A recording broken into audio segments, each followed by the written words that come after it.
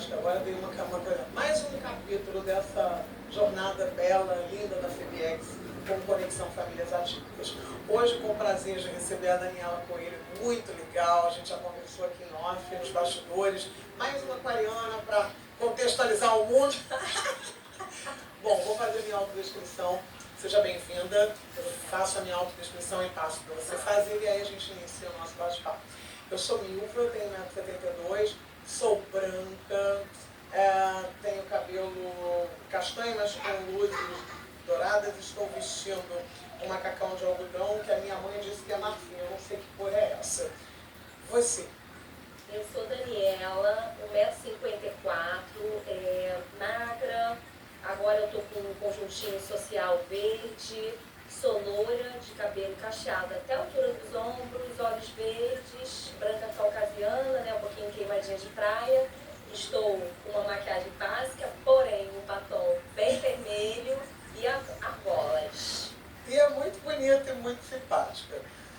Daniela Coelho, você é advogada, é consultora, você advoga em prol das mulheres, você é especialista em gênero.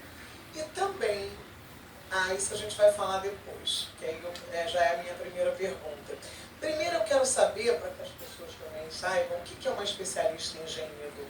Especialista em gênero é pessoas que buscam a equidade. Equidade Sim. É a gente buscar igualar a balança, né? Por exemplo, as mulheres estão em desvantagem, né, em todos os lugares, sofrem violência, nós morremos muito, nós sofremos assédio, nossos salários são menores, mesmo fazendo as mesmas horas, as mesmas funções que os homens. Então tem todo esse movimento puxado por um movimento internacional, né? O Brasil é puxado pelos movimentos internacionais. Sim. Então a gente tem as ODSs, e tem essa busca global, que é uma agenda da ONU, Agenda 2030, pela equidade. E o direito, né, vem oferecendo algumas especializações em gênero para que você se torne uma especialista para trabalhar tanto nas empresas com equidade, né, buscando melhores condições para as mulheres, ou no judiciário. Quando a gente fala no judiciário, né, mas por que eu vou ser uma especialista em gênero? Eu, como advogada, atuo com uma perspectiva feminista. O judiciário brasileiro, ele nada mais faz do que reproduzir o sistema do patriarcado, que é um sistema que está vigente há 5.000 anos. A gente tem um direito romano, um direito feito por homens para homens. Então, a gente coloca essa lente de gênero em todas as cadeiras do direito e a gente tem um atuar com essas lentes de gênero. Então, por exemplo, né, quando a gente faz uma ação de divórcio, a gente vai minimizar as perdas patrimoniais para a mulher. Numa ação de alimentos, a gente vai, para filhos menores, a gente vai buscar não só aqueles famosos 30%, mas ali colocar o trabalho invisível dessa mulher de cuidar dos filhos, né, que também deve ser somada à pensão alimentícia, porque essa mulher cuida dos filhos, então ela não vai ter tempo de fazer uma pós-graduação, mestrado, né? Então é todo esse movimento, e nisso, né, estou fazendo aqui, finalizando, né, na verdade finalizando, em breve, especialista pela Escola de Magistratura do Rio de Janeiro. Que bom, parabéns. Tá vendo, gente? Agora vocês já sabem, como eu, o que é uma especialista em gênero, extremamente atual.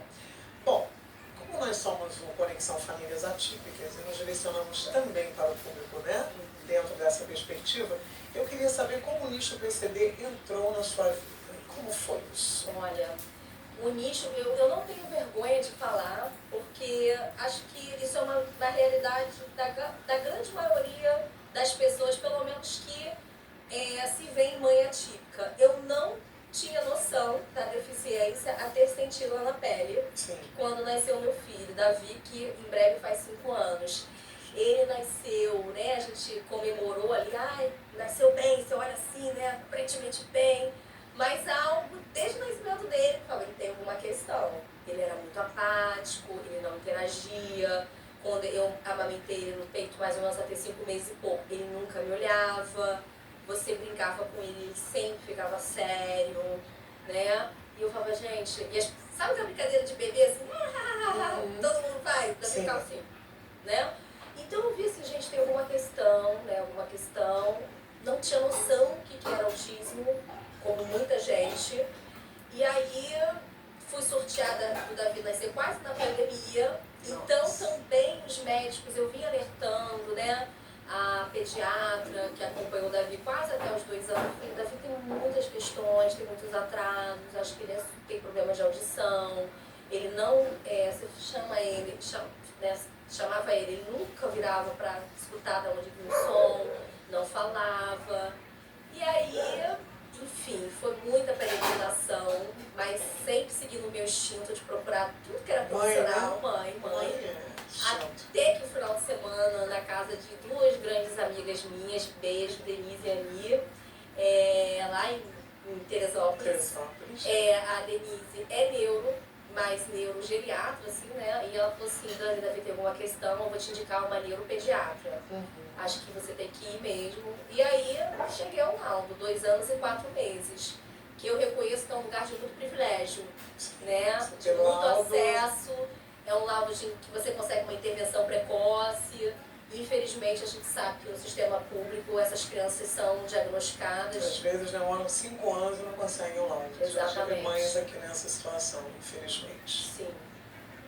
E aí, me vi ali, bom, diagnóstico de autismo, que é isso? Ele é nível suporte? 3, nível severo, né? Sim. Ainda não fala, muitas questões sensoriais. Como todo autista nível 3, vem com muitas comorbidades, que a gente ainda vai descobrindo, que ele é muito novinho. Também já não. Tem estereotipia. Já com 5 anos. Ele tem muita estereotipia, trabalha muito isso na terapia ocupacional. Ele pula muito, ele fica horas pulando ou correndo ao redor dele mesmo. Sim. Né? Então, isso, né, tem aquela sensação que ele gosta, mas ele faz isso até ele cair no chão. São muitas questões sensoriais, né? E são muitos desafios, né? E aí eu me vi nesse mundo PCD, e aí você se apaixona. Como é que era a sua vida antes da vida e depois? Porque as mães, a gente sempre tenta trazer esse olhar para as mães, né? Porque a gente pensa, às vezes, que é um mar de rosa, tudo lindo, romantizar, não. Também não. Mas também não demonizar, né? Porque não. às vezes a gente cresce tanto, tem tanta coisa boa do outro lado. Então acho que é isso que a gente tenta mostrar. Então fala, o que mudou nessa moça linda, jovem? O que mudou a partir do Davi? Olha, eu não sou religiosa, mas eu sigo muitos espiritualidade, né? Sim. Fui introduzida a várias religiões, tive experiência oriental em muitos países, então eu sempre busquei muita conexão com o universo, com a espiritualidade. E né, eu gosto muito de alguns caminhos. E eu acho que o universo, tudo que vem na sua vida vem com um propósito. Sim. E eu tinha uma vida antes do Davi completamente, mas assim, eu não tinha tanta conexão com as dificuldades, né? Eu vinha lá naquela fórmula de ser uma pessoa bem-sucedida, seja lá o que se for, uma boa carreira, uma estabilidade financeira, alguns luxos. E eu desenvolvi uma humanidade depois com o Davi, que eu sei o Davi, assim, hoje, né, meu filho não fala, então a gente não tem muita conexão, a gente se comunica de forma não verbal, a gente entende muita coisa, mas assim, cada coisinha que ele faz, alguma coisa, uma risada dele, alguma coisa, você comemora aquilo ali como se fosse a maior promoção da sua vida. Então, assim, me transformou muito para melhor como ser humano, me tornou uma pessoa muito mais equilibrada em relação a metas materiais e financeiras. Então, eu alinho muito hoje o meu propósito, eu redefini minha carreira e hoje eu faço um atual, até essa questão da equidade, né? Da busca das mulheres, porque eu fui entrando nesse universo da maternidade atípica e fui até ficando com vergonha. Eu falei, nossa, que situação de privilégio. Eu sou uma mãe de uma criança com autismo nível 3, com muitas comorbidades. Meu filho tem terapias, eu consigo trabalhar, eu consigo estudar, eu consigo ainda ter vida, né? Porque eu tenho rede de apoio, paga. Beijo, Simone, Adriana. Mas são maravilhosas, são mães para o meu filho e para minha filha agora. E aí eu falei, caramba, eu preciso ajudar essas mulheres, seja através de direito, seja através do ativismo, seja através do trabalho voluntário, de uma advocacia pro bono. Então eu tenho uma vida muito mais equilibrada. Às vezes eu digo não com uma proposta financeira, para algum cliente que vai remunerar ele bem, mas eu consigo pegar uma causa com valor humanitário, e aquilo me faz muito bem, né? Então, assim, é uma nova Daniela, graças à picadinha da deficiência. A gente, quando é perpassado pela realidade, né, uma realidade que não, na verdade, eu falo sempre isso, né? Às vezes a gente fala, porque as pessoas se sentem mal porque não veem esse universo, não notavam. Eu sou um exemplo disso. Antes do podcast, eu andava pelas ruas e eu não identificava pessoas, né? Os percebi isso. Parece que assim, descortinou, né? Eu vejo todos, e assim, olhar para essas mulheres e ver o lugar delas, e poder sentir um pouco da dor delas, também me tornou uma pessoa melhor. E olha que eu só estou aqui há alguns meses. E uma outra coisa, que ele estuda. Ele estuda. E como é a escola, como é que você acha que deve ser essa escola? Quer dizer, qual é o papel da escola? Qual a importância dessa parceria pai atípico e escola? Fala pra gente. O Davi estuda numa escola, pode falar o nome? Davi estuda numa escola dita como uma das mais inclusivas aqui do Rio de Janeiro, a Escola Notre Dame em Ipanema. Sim. É uma escola católica, então ela não tem fim lucrativo. Sim. Então, por conta disso, a conta pode não fechar, ou tem muita ação social. Então, é uma escola que você vê cadeirantes, síndromes raras, síndromes de Down, crianças muito mais velhas com recorte etário, porém mentalmente mais menores, e aí com outras turminhas, muitos autistas. Então, assim, a inclusão não é só um slogan para trazer alguns pais atípicos de alta renda.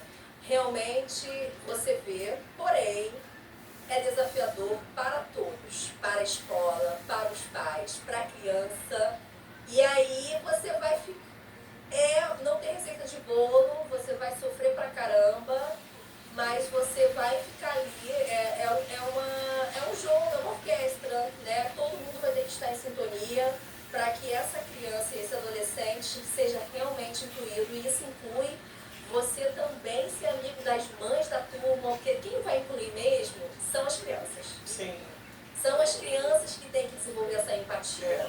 Então, você vai se infiltrando nas mães, vai, olha, puxa meu filho, dá a mão, e aí vão te chamando para as festinhas, né? E aí você vai se incluindo, e essa criança passa a ter um pertencimento, e aí a gente, né, tem um pouquinho de inclusão, mas são muitos desafios, né? Imagina, meu filho é não verbal. Paciência zero, né? O TDAH, assim, do Davi é um nível, né? Eles fazem muito. Davi até nem tem flap, mas muita estereotipia. Eu até vejo o vídeo dele da escola, tá assim, mudando a cabeça. É muito esforço para ele fazer uma atividade. Mas estamos ali, tem mediadora, tem acompanhante terapêutica 2 vezes por semana que vai para acompanhar, para ver como o Davi está, trabalhar a socialização. O maior desafio do Davi é a socialização, porque a comunicação vem, né, de você querer socializar. Sim. E o maior desafio do autista é esse, né? Ele vive ali naquele mundo, um olhar baixo. É esse interesse pelo outro que a gente tem que despertar. São muitos desafios, não é fácil. A vida é cheia deles, né? Mas eu sei que com certeza deve ser uma coisa assim linda, que tem o seu lado lúdico também, né? De uma doação, né? De uma abnegação maior, de uma compreensão de mundo que amplia, né? Que eu acho que ninguém pode estar nesse lugar só sem que esteja, entende? Mais ou menos isso. Mas, assim, aqui se fala muito, né, da importância das instituições, né, do terceiro setor, e também as mães sempre falam, sabe, que eu me sinto muito acolhida quando eu estou num desses locais, porque tem outras mães como eu. Mas eu te pergunto, para que o mundo consiga incluir também a gente não... O que você acha sobre essa ponte entre neurotípicos e atípicos? Eu acho vital, e assim, por isso que eu me infiltro em tudo que é grupo, e eu vejo muito também de usar um pouco do conhecimento que eu tenho, um pouquinho especial de advogada e de direitos, em ser uma mulher muito firme, em abrir portas para que outras famílias, outros autistas e outros neurodivergentes estejam em lugares que ainda são difíceis, né? Então, assim, eu sofro muito preconceito em alguns locais, porque as pessoas esperam um comportamento neurotípico. Sim. Mas o meu filho, por exemplo, tem direito de estar no cinema, no teatro, no clube, em qualquer lugar da forma dele, e não é ele que tem que se adequar, são os espaços. Então eu acho que tem que ter essa troca do neurotípico e neuroatípico, porque no final de tudo somos seres humanos. Sim. E até essa oportunidade que eu vejo, né, de você trabalhar a inclusão na primeira infância, por exemplo, dessas crianças e dessas mães que têm o privilégio de conviver com o meu filho Davi, Sim. essas crianças elas vão abrir para outras questões raciais, questões de neurotipicidade, porque você vai se tornar. A gente, todos somos seres humanos. Não tem categoria de ser humano. É típico, é atípico. E o que gera o preconceito é o desconhecimento. Se você tem contato, se eu estou tendo contato com a Daniela, eu estou conhecendo a Daniela. De repente eu vou descobrir um monte de coisa legal da Daniela. Sim. Eu acho que deve ser também uma coisa com a criança, a típica e a não, e a neurotípica. Exatamente, exatamente. É uma oportunidade de você desenvolver a empatia, que hoje eu fico. Aí eu trabalho também com consultoria nas empresas e nos espaços. Sim. E aí eu vejo, às vezes, a gente chega assim, né, em empresas, né, assim, a galera uma faixa etária um pouco mais velha, aquela formação maravilhosa universitária, inclusive no exterior, mas você tem que fazer um esforço para dar um letramento de uma coisa que deveria já ser inata, né, desde pequenininho, mas Não foi, né? Não foi, aí você tem que fazer treinamento, rodas de conversa, consultoria, capacitação para desenvolver a empatia. E que talvez essas escolas mais inclusivas, isso vai se tornar um soft skill, uma habilidade que vai ser diferencial no futuro, né? Você trabalhar com pessoa trans, com uma neurodivergente, olha que maravilhosa. Sim. Você vai botar 10 pessoas brancas, caucasiano, hétero, oriundo da escola X, pertencente ao bairro X, a tomada de decisão vai ser igual, né? E eu acho que aí tá a beleza. E eu acho que tá por aí no futuro também. Sim. E você acha que assim, o mundo já mudou muito, acho que a gente tem evoluído, mas o que você acha que falta? Você falou, por exemplo, dessa adaptação. Né? A gente vê que, por exemplo, eu entrevistei uma mãe que teve uma movimentação dentro do Vasco da Gama e conseguiu um local preparado para que as famílias atípicas possam levar seus filhos, principalmente dentro do TEA, com abafadores, né? Muito. Como você acha que está caminhando essa evolução? Eu acho que está caminhando muito bem. Claro, não na velocidade que nós, famílias atípicas, gostaríamos. Sim. Mas eu acho que a gente sempre tem que fazer esse exercício de ver que as coisas estão evoluindo. Antes você não via pessoas com deficiência nos espaços. Sim. A gente tinha, inclusive, leis, a gente tinha um depósito humano, que até acho que é Barbacena, que foi conhecido como Holocausto Brasileiro, que era um local que todo mundo ia depositado lá, as pessoas neurotípicas, as pessoas deficientes, que se chama, até tem um documentário chamado Holocausto Brasileiro, em Barbacena, um hospital psiquiátrico, e eram pessoas, e outra coisa, lá eram depositadas também aquelas mulheres, assim, que não eram, ou sei lá, o marido morreu, ficou uma viúva rica, aí falavam que ela era maluca e ela internava compulsoriamente as pessoas lá, então lá morreram dezenas, muito triste essa história, eu estudei bastante que é um período muito triste do capacitismo do Brasil. Sim. E a gente vai, se a gente for ver, né, tem um movimento internacional que puxa, por isso que é muito importante os movimentos sociais, especialmente internacionais, e aí vem a pressão internacional sobre o Brasil, e o Brasil sempre correndo atrás ali do prejuízo, né? E aí veio a nova lei, né, da pessoa com deficiência, teve uma reforma muito grande, e aí que veio o movimento forte das mães atípicas, né, da Fátima Adequante, da Berenice Piana, e a gente tem praticamente uma revolução nos últimos 10, 15 anos. Antes, essas pessoas eram invisibilizadas, elas eram trancafiadas, elas não trabalhavam jamais, elas não iam à escola e eram muitas das vezes até encarceradas, né, assim, aquelas pessoas que foram retidas nos apartamentos, porque a família era uma forma de proteção, a sociedade também não sabia acolher. E aí a gente vê esses últimos anos esse movimento das mães indo para fora, querendo colocar os filhos nos espaços.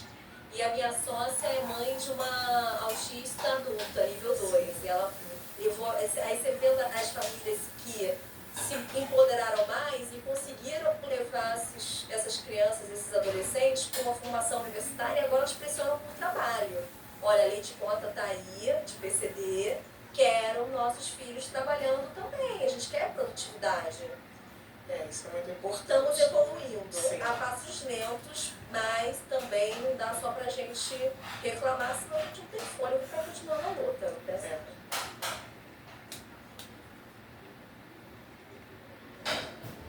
Isso eu ia chegar lá. Uma outra coisa, você falou uma frase muito interessante. Você falou, como advogada temos menos poderes do que como uma mãe ativista. E aí, por exemplo, eu ia entrevistar uma pessoa que não pôde vir, teve um problema, e ela disse que estava numa luta lá por uma questão dos planos de saúde. E foram apenas 20 pessoas. Ela disse que se tivessem ali 200 pessoas, certamente... Eu sou uma dessas 20. Mas também pelo lugar de privilégio, estava 40 graus por essa semana. A maior parte das mães desse movimento, são mulheres da Baixada Fluminense. Sim. Então tem com quem deixar seus filhos. Sim.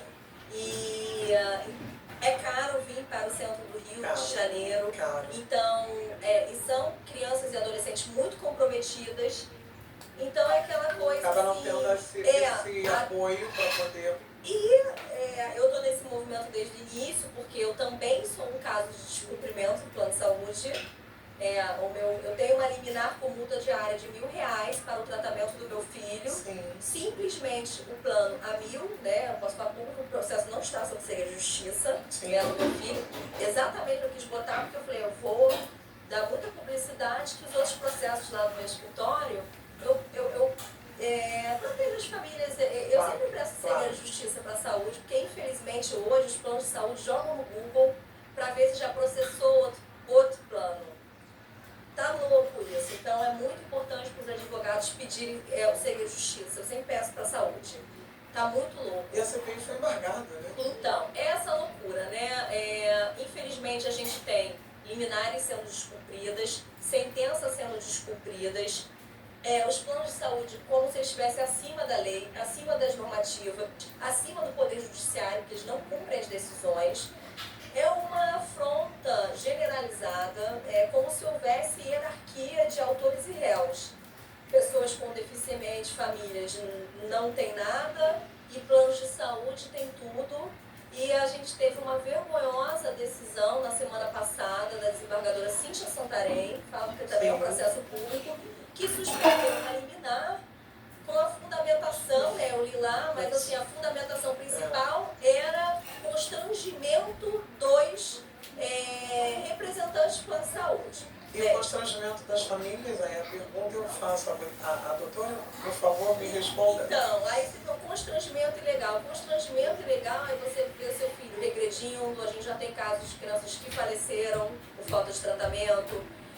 Você não ter a chance, a possibilidade do seu filho evoluir, porque na verdade é uma escolha muito burra. Uma criança que desenvolve, ela não vai ficar no benefício social no futuro. Ela pode ser produtiva, ela pode achar ali uma formação que ela consiga trabalhar e ter seu sustento. Se não se desenvolver, vai ficar à custa do Estado. Na verdade, é prevenção, né? É uma prevenção. É óbvio. É uma vergonha, é uma afronta à lógica dos poderes, porque a CPI é uma comissão parlamentar de inquérito feita pelo Poder Legislativo. Nós não escolhemos juízes são desembargadores, né? Nós não escolhemos o Poder Judiciário, então eles têm um déficit democrático. Eles não nos representam. E por uma fundamentação, ao meu ver, completamente irrazoável, sopesaram, né, entre o direito das pessoas com deficiência, dessas centenas de decisões que são descumpridas, uma delas é do meu filho, e do outro lado, o constrangimento ilegal do plano de saúde venceu o constrangimento ilegal dos planos de saúde. A gente, como advogada, né, por isso que eu falo assim, a força da mãe ativa. Como advogada, infelizmente, a gente leva um choque, porque a gente está nós somos operadores de justiça. Mas você não tem como confrontar dessa autonomia para não temos, somente recurso que já foi interposto pela equipe do Fred Pacheco. Porém, como ativista, a gente bota a boca no trombone e vem para a luta. E aí eu faço bem esse posicionamento. Aqui eu estou como ativista, mãe atípica, falando do caso do meu filho, até para ressalvar os casos, os processos judiciais que eu também estou à frente de um escritório, então, para preservar isso. Eu falo pelo ativismo. O ativismo é a esperança que a gente dá para as famílias. Eu uso todas essas questões que talvez eu tenha um pouco mais de oportunidade espaços que a maioria das mães não consegue nem sair de casa. Porque não tem uma rede de apoio para que ela possa disponibilizar e simplesmente vou lá no tal movimento. Não consegue por dinheiro, por falta de tempo, por falta de rede de apoio. Mas assim, eu sou daquelas assim, a gente cai atirando, levanta e vamos embora. É um grupo pequeno agora, mas é muito grande, né? Por exemplo, a gente apareceu agora, foram 20 e poucas lá nessa última manifestação. Mas somos quase 500. É muita mulher. E a gente está bombando na rede social também, gente. E se você tiver a oportunidade de ter uma rede de apoio, vai lá ajudar esse ativismo lindo para conseguir direitos para vocês também, para os filhos de vocês, né? Sim. E aí, a gente está falando do plano de saúde, aí eu te pergunto, o setor privado, né, que a gente fala tanto de responsabilidade social, tem que ter responsabilidade humana também, né, porque está por dentro desse contexto. Você acha que as empresas privadas, elas estão abrindo os olhos, elas estão aceitando, elas estão receptivas para esse novo viés, para esse acolhimento? Então, por isso que eu na verdade, eu vim de transição de carreira. Minha primeira formação foi em Relações Internacionais, e aí eu trabalhei em empresas, segui carreira executiva, depois eu fiz um MBA executivo na FRJ, fui executivo em algumas empresas, e eu saí da carreira executiva pela falta de humanidade das empresas. Porque eu tinha chefes que, assim, por exemplo, vou dar duas situações assim, que me marcaram muito. O melhor candidato era negro, né? Por exemplo, um engenheiro negro formado pela UERJ. E meu chefe olhou nos meus olhos e falou assim, ele não tem o perfil da empresa. E assim, eu fiz um processo maravilhoso, técnica, e jamais você vai ter escrito, não, é porque ele é negro, mas está subentendido, né? E aquilo ali, muitas outras questões, eu estou dizendo uma, eu falei, meu irmão, esse sistema não foi coadunado, tanto que eu me deixei no processo seletivo. Mas também depois eu fui mandando embora da empresa.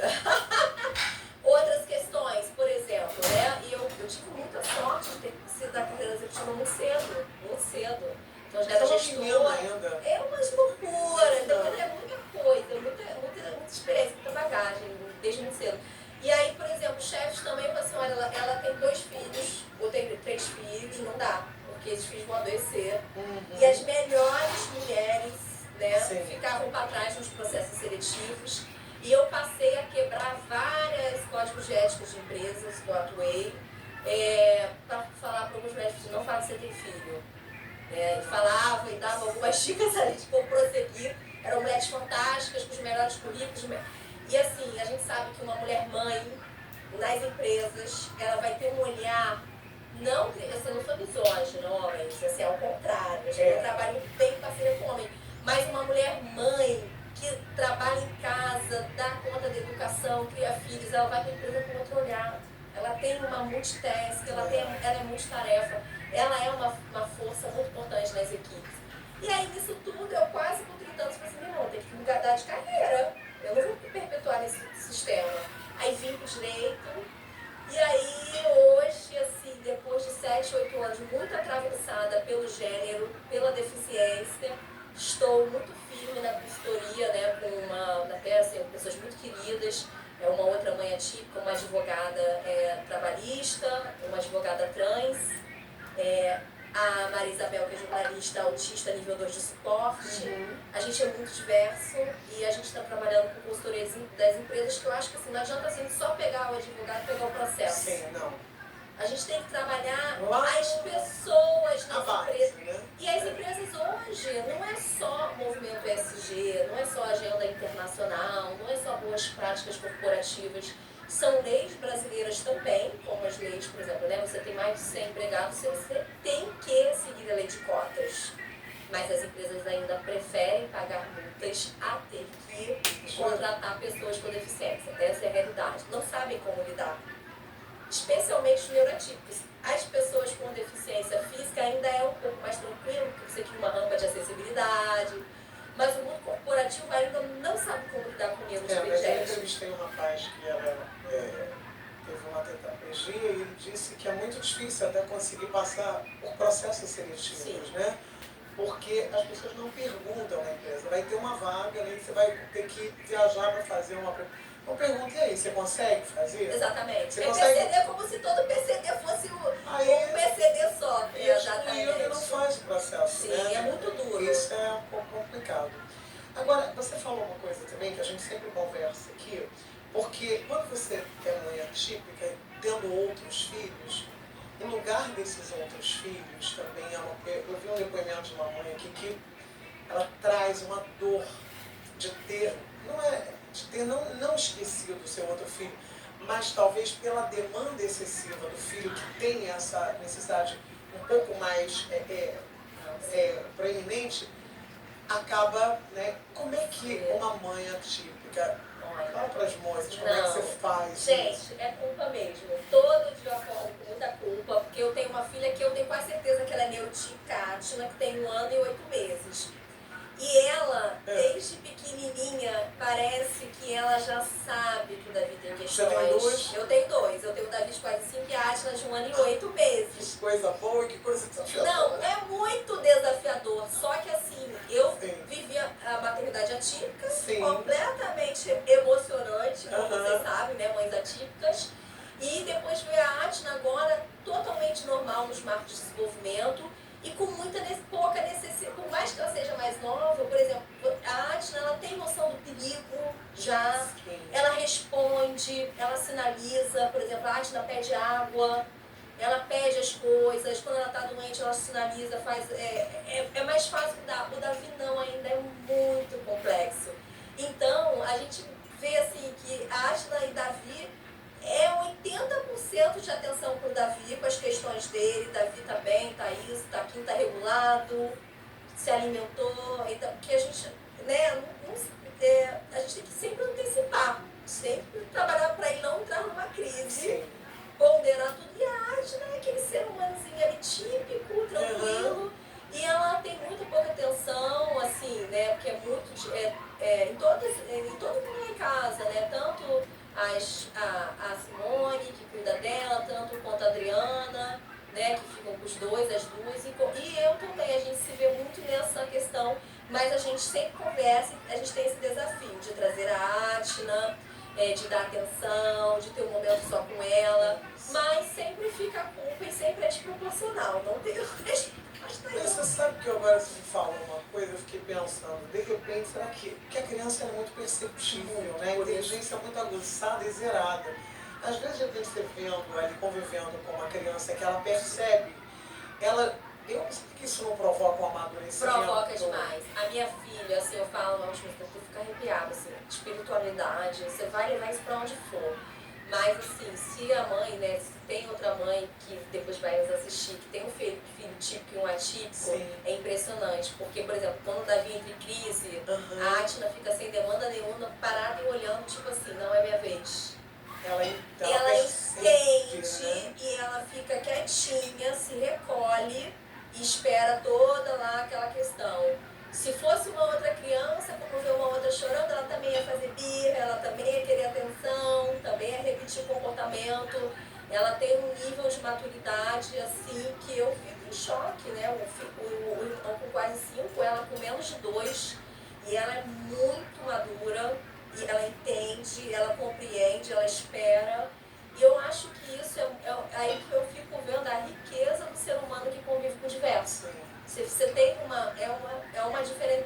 E fico vendo, nossa, como ela será um ser humano bom e genuíno. E você está trazendo, de repente, um conforto para muitas pessoas que vão nos ouvir, né? Ai, tomara. De que, de repente, você que tem um filho neurotípico e um atípico, eles estão crescendo juntos. Não fiquem com essa culpa. Exatamente. Não, e muito importante, eu lembro que eu fui muito, assim, vamos ver, muita gente falou assim, não tenta o segundo filho, sim, a chance é não sei quantos por cento, sim, e tal. Eu escutei alguma coisa no meu coração, falar assim, vai lá e tenta. Eu sei que há uma probabilidade de segundo filho também vir neurotípico, mas eu acho que seja neurotípico, típico, mas você ter uma possibilidade, se é possível vir um irmão, uma irmã, porque a gente sabe que nós não somos eternos e essas crianças nível 2, nível 3, a gente faz muita terapia, mas eu tenho a possibilidade de trabalhar também com autistas adultos e conhecer famílias, aí a gente vai para outros direitos. Agora, assim, por exemplo, né, a gente luta pelo direito às terapias e medicação, mas esses autistas vão crescer, vão se tornar adultos, E aí vem o planejamento sucessório, patrimonial, a busca por benefícios, porque muitas das vezes essas pessoas ficam produtivas. Elas... E a gente entra, aí desculpa te cortar porque a gente tem pouco tempo, eu vou ter que otimizar. E aí a gente entra nessa outra questão de que muitas vezes esses pais eles ficam inibidos também de ter as suas carreiras, né? E aí o que acontece? O LOAS, né? Eu queria que você falasse, tem alguma previsão para uma percepção nova sobre o LOAS? Eu defendo um LOAS mais humanizado, porque a gente tem um recorte hoje muito baixo. E aí vai ter muita fraude, porque você tem que ter uma renda muito dividida pelo número de pessoas irrisória, cerca de 1/4 do salário mínimo por pessoa residente na casa. E assim, a gente sabe, por estatísticas mundiais, que a deficiência consome 1/3 do orçamento da família. Então, eu mesmo judicializo, e a gente está tendo alguns sucessos aqui no Rio de Janeiro, que mesmo que a família tenha uma renda superior, ela tem direito ao LOAS, porque a pessoa com deficiência, a criança e adolescente, ele vai precisar desses recursos para uma adaptação na medicação, é uma terapia, é uma ida a um esporte, é oportunidade de lazer, que agora a gente tem muita lei que beneficia os espaços para concederem desconto para as pessoas com deficiência. Então, por exemplo, meu filho vai em tudo que é coisa, ele paga meia ou é isento. Então, o dinheiro possibilita que as pessoas com deficiência e as famílias tenham um pouco mais de dignidade. A gente está falando de um salário mínimo. E de rever que se você tem uma empregabilidade, você é excluído do LOAS, você não pode ter trabalho. Como é que a pessoa não tem trabalho? Essa é outra questão. Eu vejo muitas mães atípicas que têm medo de perder o benefício do LOAS, que é o certo, tem aquele salário mínimo, e que aí vai aumentar aquele fator lá da renda da família. É desumano, assim, o que eu fico em choque é que as políticas públicas, elas não andam juntas com a lei, com a realidade, então a gente tem esse choque desumano, né? Porque assim, a mãe não pode trabalhar porque ela vai perder o LOAS, que é o certo. Mas por outro lado, se ela desenvolvesse uma carreira, pode ser sim que ela ia ganhar 4, 5 vezes mais do que o LOAS. E ia poder criar uma rede de apoio para essa pessoa. Exatamente. E ia poder preparar melhor essa pessoa, essa criança que um dia vai crescer, para a gente não entrar no capacitismo. A pessoa ia se inserir no mercado de trabalho e vai sobreviver, porque ela vai crescer. Eu estou fazendo muito agora ativismo para o mercado de trabalho para as mães atípicas, porque eu estou trabalhando muito isso também no meu ativismo e nas empresas, no sentido que as empresas têm que flexibilizar para as mães atípicas. Cara, essas mulheres, elas são incríveis. Eu trabalho com advogadas de mães atípicas. As pessoas que lidam com pessoas neurodiversas, elas estão acostumadas num ritmo, numa frequência, então elas dão muita conta. E assim, por demanda, você dá aquela tarefa para aquela mãe atípica, ela vai fazer. Porque ela dá conta, ela está acostumada a lidar com coisas muito piores. E o movimento hoje que eu acredito essas mulheres precisam de empregabilidade, porque com renda elas vão conseguir construir uma rede de apoio para que elas possam trabalhar e dar melhor tratamento para os seus filhos, melhor terapias, melhores escolas e quem sabe trabalhar a independência e quem sabe depois a empregabilidade no futuro. Só que tudo isso precisa de trabalho, de renda. E a gente condenar uma família a um salário mínimo pelo BPC é muito pouco. Mas também eu tenho muito esse cuidado, porque assim, a mãe olha nos meus olhos e fala, mas doutora, e se eu perder o salário mínimo do LOAS? E aí eu falo, olha, é complexo. A senhora leva isso para casa, matura, pensa bem e vê se vale a pena assumir esse risco. E é uma política pública muito ineficaz, porque você deixa essas mulheres invisibilizadas dentro de casa, cuidando dessas crianças e adolescentes. E como a gente está aqui representando o terceiro setor, eu queria que você falasse da importância dele. É vital o terceiro setor, cada vez mais. E eu vejo, tudo funciona no Brasil sob pressão social, né? Se a gente for ver direitinho, né? Tudo no Brasil é pressão. O que não é pressionado não vai para frente. É como se fosse varrido por debaixo do tapete. Então, o terceiro setor ele tem um papel fundamental em pressionar. É uma panela de pressão ligada ao máximo e pressionar todas as estruturas de poderes, da política, do legislativo, do judiciário, do executivo. É como se fosse ali uma argamassa fundamental. E eu acho tão importante quanto os poderes